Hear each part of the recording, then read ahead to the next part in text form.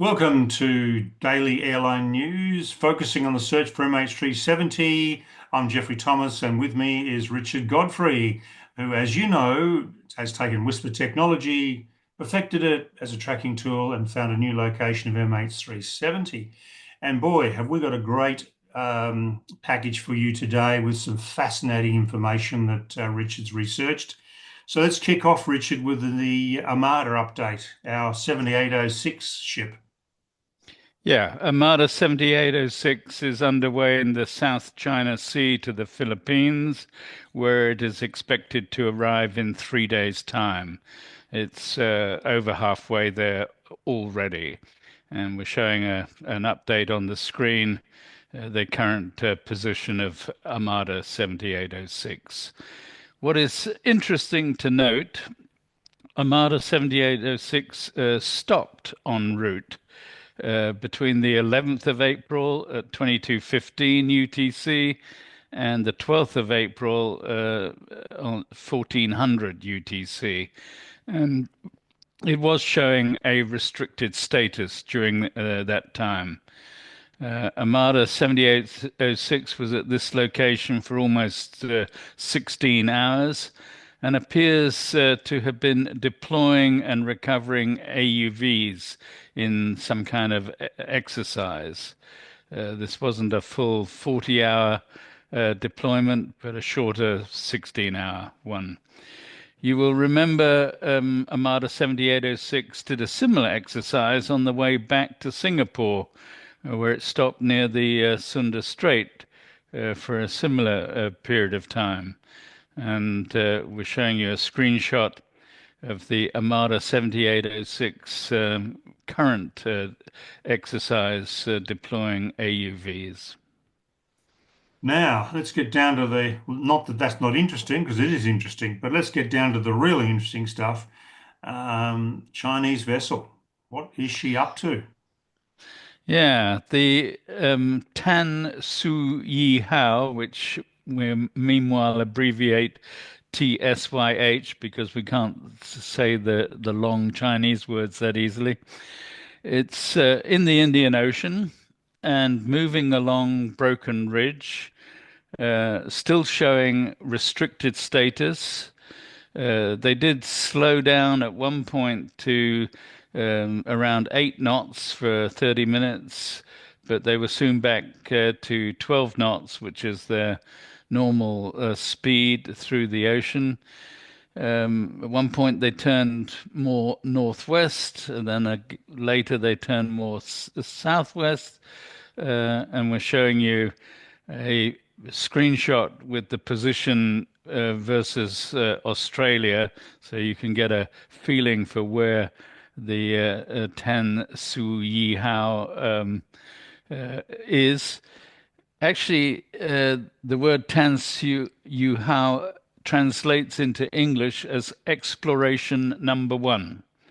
Hmm. And the TSYH stopped between the 7th of April, 2200 UTC, and the 12th of April at 0100 UTC for around 4 days.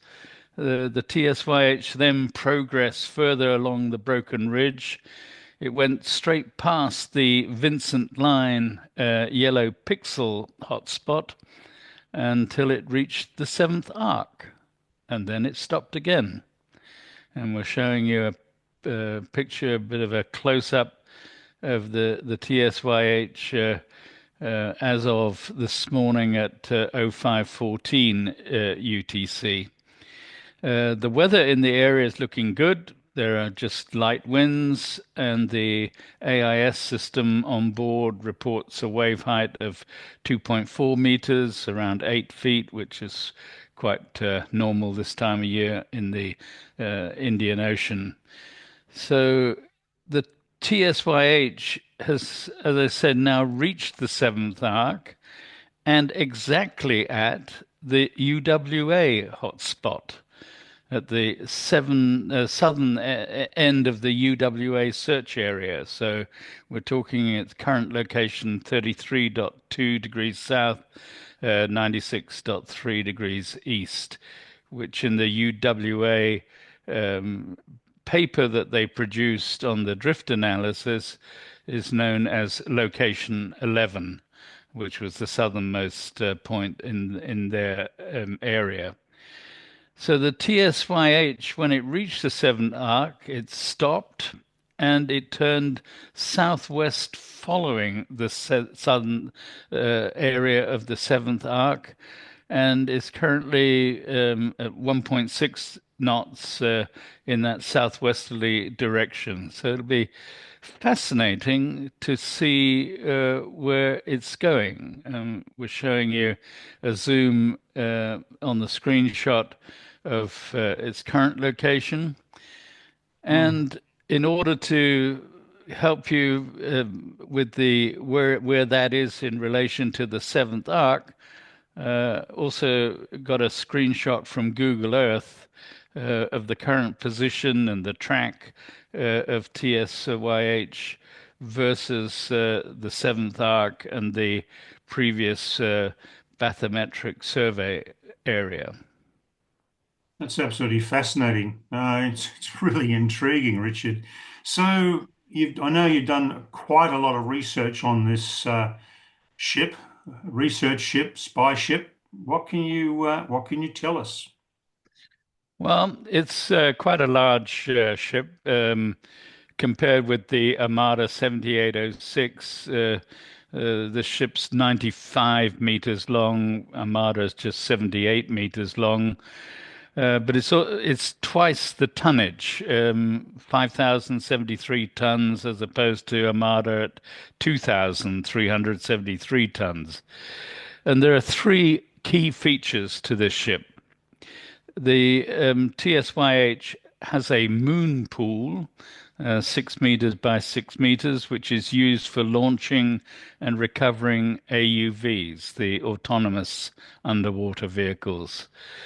It has a dynamic positioning system, which is important for launching ROVs. ROV is on a cable from the ship, and the ship has to remain stable at a position above a certain point on the ocean floor. And the ROV is a remotely operated vehicle from the ship. It also has a submersible called Striver. The Chinese is Fen Du Se. And that is what is known as an HOV, a human operated vehicle. It can take 3 people and can go down to an incredible depth of 11,000 meters. So there's just nowhere in the Indian Ocean that this Striver cannot reach. And on the 11th of November back in 2020, TSYH and its submersible Striver set the world record for the deepest dive ever in the Challenger Deep in the Mariana Trench in the Pacific and went down to 10,935 meters. That's absolutely amazing. So this vessel has AUVs, ROVs, HOV on board. Are these Hugin 6000 AUVs and Schilling or Saab ROVs like the Armada 7806? No, because of export restrictions on technology to China, the Chinese have been developing its own technology since 1984, so a long way back. Meanwhile, the Chinese have the full range of submersibles, both manned and unmanned. This includes AUVs, ROVs, HOVs, and we're showing you a screenshot of the research and development in China of and an overview of all of these manned and unmanned submersibles. They not only have the world record for the greatest depth, they also have the world record for the longest AUV endurance and the furthest AUV range. They have an AUV called the Sea Whale, AUV 2000, and that remained underwater for 37 days and traveled over 2,000 kilometers. They also have a range of Micro Dragon AUVs, which are miniaturized AUVs, highly maneuverable because they're small, and they can go inside shipwrecks and inside aircraft wrecks. So impressive stuff. Mm. It certainly is. So clearly, they have the capability to search for MH370. Yeah. They have the full range of AUVs, ROVs, HOVs capable of depths of 6,000 meters and greater. The TSYH is the foremost Chinese research vessel. Uh, in both the current and previous expeditions, they deployed AUVs, ROVs, and HOVs in ocean depths over 6,000. So they're well capable of looking for MH370. So on this voyage, for example, off the coast of New Zealand, when they were in the Puisegur Trench, they were operating at depths there up to 6,300 meters with all of this equipment. The TSYH is owned by the Chinese Academy of Sciences, and in particular, the Institute of Acoustics. They specialize in underwater acoustics. The institute has 852 staff, 559 students. They produce over 400 academic papers every year, and they register 200 patents each year. And the Chinese do not separate or differentiate between civilian and military staff, or between research and commercial work, or between scientific and strategic goals. So they have a whole fleet of AUVs and ROVs and HOVs, and we're showing you some pictures on the screen of their equipment. So, do we know for certain what equipment the TSYH has on board? Well, the Chinese are quite coy about exactly what equipment is on board. And when you get photographs of the equipment, it's always covered up, so you can't, peer behind the scene. But they have had a number of international scientists, who they've invited to participate in their various expeditions, and these scientists have reported back on the equipment that they have been using, and most of that reporting is in general and not specific terms. What we do know for sure is the Striver HOV is confirmed to be on board. The Monkey King AUV and the Poseidon AUV and the Micro Dragon WL3 AUV are likely to be on board, as well as a ARV, which is a hybrid AUV and ROV. They have the Hadal ARV, which is likely also to be on board. The later Hadal ARV model is reserved for use by the Chinese Navy, so that won't be on board, but an earlier Hadal ARV is quite likely on board. I don't think they'll have the Sea Whale 2000, which is the one that can stay underwater for 37 days, because it only has a depth rating of 2,000 meters. So in the Indian Ocean, it's not going to be that useful. So, who were the scientists that were invited on board in New Zealand? There were scientists from 8 nations on board. China, of course, New Zealand, of course, because that was part of the deal to search in New Zealand waters and do research in New Zealand waters, but also Malaysia, Denmark, Germany, France, Brazil, and India. Quite a They mix. embark quite a mix, yeah. Mm, But mm. they're in contact with different academics and scientists throughout the world, and they come from all over the world. These scientists embarked in Wellington, New Zealand on the 23rd of January this year and disembarked 56 days later on the 16th of March. So they spent quite a while on board. They had 3 days off in a port called Bluff, which is on the southern island of New Zealand at the southernmost point. You'll be interested to hear they have 11 science laboratories on board the ship. So they're well capable of investigating whatever they find in their marine biology or geology of the ocean floor.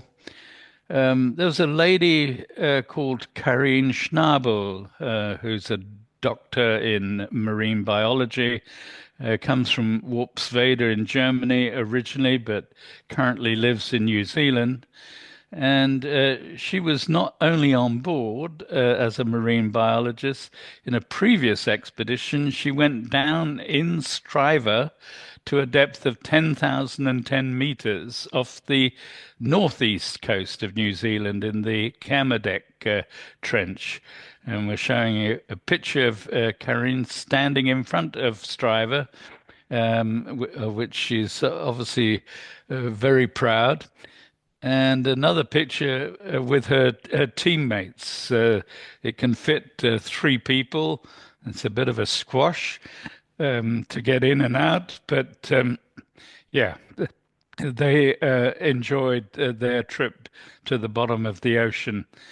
And afterwards, in the tradition, naval tradition and seafaring tradition, they celebrated the dive down to 10,010 meters in the Kermadec Trench in the usual style by pouring water over the happy victim. And Karine posted that event on her Instagram page.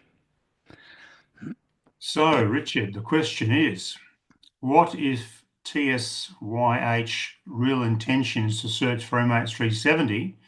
I wonder what Ocean Infinity's reaction would be, and would the Chinese receive any compensation for finding MH370?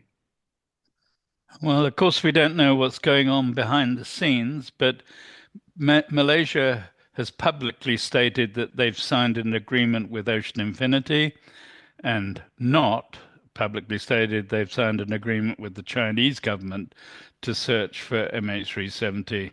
So formally, it's still Ocean Infinity. But on the other hand, it's very clear that the Chinese vessel has stopped in the MH370 search area right on the seventh arc.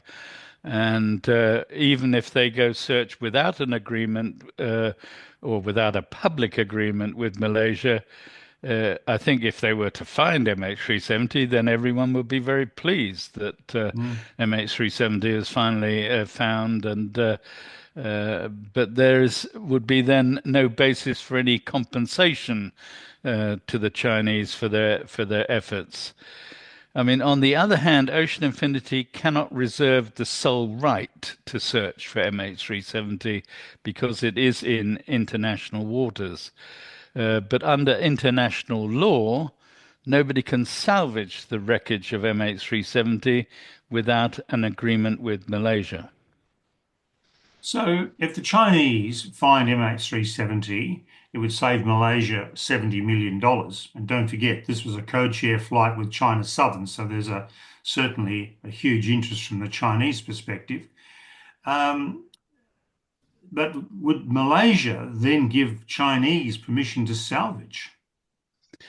Well, that's a good question. I mean, the Chinese do have a very strong sense of national pride, and they have lost 153 citizens from China on MH370. So I think no one could argue against their right to take an active part in the search for MH370. It would obviously bolster their international prestige, especially at the moment amidst political wranglings over trade agreements and Mm. protectionism between the US and China. Um, I mean, the fact is, 11 years ago, the Chinese technology in AUVs and ROVs and ARVs and submersible was in its infancy, but currently they are world class. So I think they would quite likely get a salvage agreement from the Malaysians if they were to find MH370. And it would be an enormous boost to their international standing from a compassion point of view and a technology point of view if they found it as well. Indeed, it would. Mm. Well, that's fantastic. Fascinating stuff, Richard. And one can't help but think that they are, well, they're looking in the right spot. So if Yeah. they do stumble upon it while doing research on some marine animals, well, then so be it. It would be absolutely wonderful. It really would. So, viewers, Richard, the survey's been going incredibly well. Perhaps you Yeah, want to wrap that up. we have had 1,200 comments in the last 3 days, including many survey responses. So we're going to keep that open today until midnight UTC, and then we'll close the survey and we'll start tomorrow with the counting of the results and give those as soon as we can. Great. Well, we expect to give those to you tomorrow. Hopefully. We'll see how we go. Hope, yeah. Hopefully. But we'll also be answering your questions tomorrow too, because I'm sure you're going to have a lot of questions after tonight's episode. And talking of questions, frequently asked questions. We've now got a article on our companion website, 42,000 feet. There's a link directly below to that article, and that article lists approximately 10 frequently asked questions, and they link you straight to the videos where Richard and I have discussed it, and also myself and Blaine Gibson on the debris side of things. So do please go to that and have a look with any questions you've got, and I'm sure you'll find the answers there. We cover everything, whisper, debris, Captain Martin Smith's sightings. We cover it off pretty well, and it's a good start. And then, of course, please ask more questions. We love them. So, Richard, thank you very much indeed for all your work on this. It's been absolutely fascinating. It's amazing. This is really kind of snuck up from nowhere, this one, and really surprised me on the capabilities. So, viewers, please subscribe to us, please like us, please leave your comments, and do tune in tomorrow for another edition of Daily Airline News focusing on the search for MH370. Thank you, Richard. You're welcome.